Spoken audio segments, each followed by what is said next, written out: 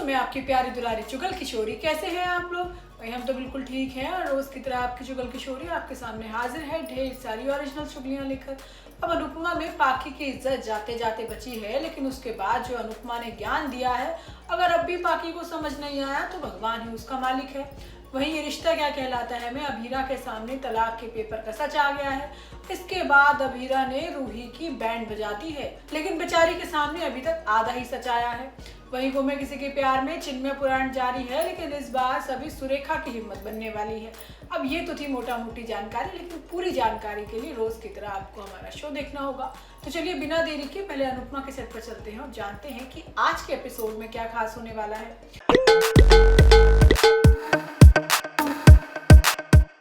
अनुपमा में लड़के ने हद पार कर दी है और पाखी के साथ चिपकने की कोशिश कर रहा है, लेकिन अनुपमा ने एंट्री के साथ ही सारा मामला संभाल लिया है।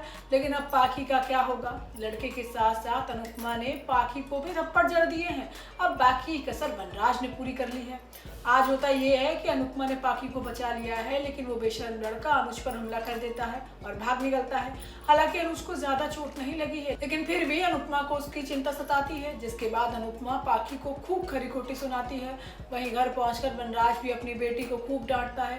अब इस दौरान अनुपमा और वनराज दोनों ही पाखी को समझाने की कोशिश करते हैं, लेकिन पाखी उल्टा उन पर चिल्लाते हुए कहती है कि अब बस करो।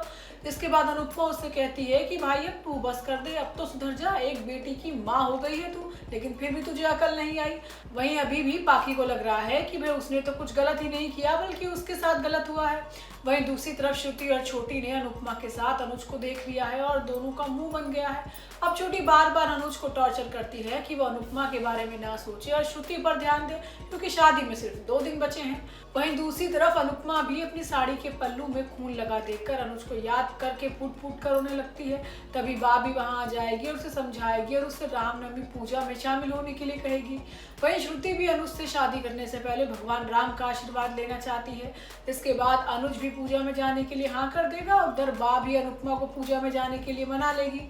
इसके बाद पूरा शाह परिवार रामनवमी की पूजा में पहुंचेगा और एक बार फिर अनुज और अनुपमा का मिलन होगा, जिसे देखकर श्रुति को परेशानी होगी, लेकिन अनुज समझाने की पूरी कोशिश करेगा कि भाई ऐसा कुछ नहीं है। वहीं वनराज ने भी फैसला ले लिया है कि अब वो भारत वापस लौट जाएगा, वो भी पूरे परिवार समेत। वहीं ये रिश्ता क्या कहलाता है में अभीरा के सामने तलाक के पेपर का सच आ गया है और अभीरा ने रूही की बैंड बजा दी है।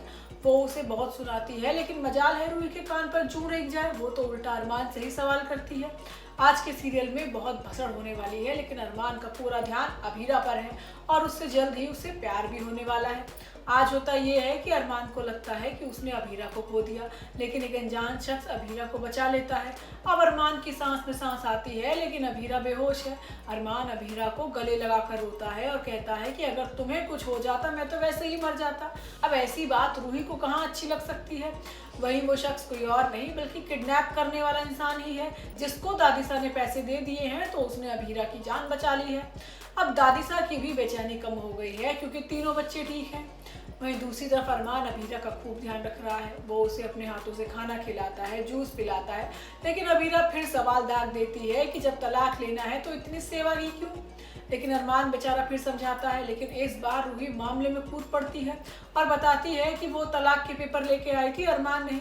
वो कहती है कि अभीरा की वजह से अरमान अपने परिवार से दूर हो रहा है और इसलिए तुम लोगों को तलाक ले लेना चाहिए। अब अभीरा के दिमाग का कुकर फट जाता है और वो रूही पर तानों की बरसात कर देती है। वो रूही को चेतावनी देती है कि वो उसका रिश्ता है और कब खत्म करना है वो खुद करेगी। अब तुम्हें हमारे बीच में आने की जरूरत नहीं है। अरमान मेरा पति है और तुम उससे दूर रहो। लेकिन अभीरा को अफसोस भी होता है कि बेचारे अरमान को बिना वजह ही इतना कुछ सुना दिया। वही वो मैं किसी के प्यार में चिन्मय पुराण चल रहा है और कई दिनों तक चलने वाला है। हर दिन चिन्मय कुछ नया कर रहा है जिससे वो यशवंत और सुरेखा को जलील कर सके, लेकिन सभी भी चिन्मय के पीछे की नाराजगी का कारण पता लगाने की पूरी कोशिश कर रही है, जो ईशा और ईशान से जुड़ा है। आज होता ये है कि सुरेखा चिन्मय के सारे नए कपड़े लेकर उसके पास जाती है और गिड़गिड़ाती है, लेकिन चिन्मय ये कहकर कपड़े फेंक देता है कि ईशान ने नहीं पहने होंगे तो मुझे चिपका दिए। अब बचपन में भी तो आप यही करती आई हो। अब ईशान से हर चीज पूछी, लेकिन मेरा बचपन तो बर्बाद कर दिया। अब सुरेखा को ये बातें बुरी लगती हैं, लेकिन तभी सभी भी सुरेखा की मदद करने के लिए पहुंच जाती है। अब घर का नौकर भी सभी को बताता है कि पहले चिन्मय बहुत अच्छा और मददगार था, वो कभी बुरा था ही नहीं। अब सभी को खटकता है कि फिर ऐसा कौन सी वजह है जिससे चिन्मय ऐसे हरकत कर रहा है। वहीं दूसरी तरफ सुरेखा दुखी है तो सभी उसे बातों ही बातों में समझाती है कि माँ और बेटे ज़्यादा समय तक नाराज नहीं रह सकते, आप चिन्मय को उसकी पसंद का खाना बना कर दो। अब सुरेखा के अंदर नई उम्मीद जागती है और वो खाना भी बनाती है, लेकिन खाने की टेबल पर ही चिन्मय तमाशा करता है और पहला खाना ईशान के मुंह में ठूस देता है। अब यशवंत ये देख कर तमाशा करेगा। तो दोस्तों ये तो थी आज के तीनों सीरियल की पूरी जानकारी। आपको हमारा शो कैसा लगा हमें लाइक कमेंट करके ज़रूर बताइएगा, और अगर आपने हमारे चैनल को सब्सक्राइब नहीं किया तो याद से वो भी कर लीजिएगा। हम आपसे फिर मिलने आएंगे नए समय पर नई जानकारी के साथ। राम राम।